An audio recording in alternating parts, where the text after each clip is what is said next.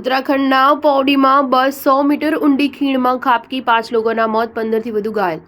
ઉત્તરાખંડના પૌડીથી central school જતા માર્ગ પર એક મોટી બસ દુર્ઘટના સર્જાઈ, જેમાં અત્યાર સુધીમાં 5 લોકોના મોત થયા અને 15થી વધુ લોકો ઘાયલ થયાની પુષ્ટિ થઈ છે. મળતી માહિતી અનુસાર બસ બેકાબૂ થઈ ગઈ હતી, જેને લઈને બસ 100 મીટર નીચે ખીણમાં ખાબકી હતી. દુર્ઘટના એટલી ભયંકર હતી કે ઘટના સ્થળે ચીચિયારી ગુંજી ઉઠી હતી. મિની બસ જે પૌડી બસ સ્ટેશનથી કેન્દ્રીય વિદ્યાલય થઈને શ્રીનગર માટે અંદાજિત 3 વાગે નીકળી હતી, ત્યારે પૌડીના કોઠાર બેન્ડ નજીક અંદાજિત 4 વાગે આસપાસ બસ દુર્ઘટનાનો શિકાર બની. પ્રાથમિક માહિતી અનુસાર બસમાં અંદાજિત 20 લોકો સવાર હતા. દુર્ઘટનામાં અત્યાર સુધીમાં 5 મુસાફરોના મૃત્યુ થયા છે, જ્યારે અન્ય ઘાયલ થઈ ગયા છે.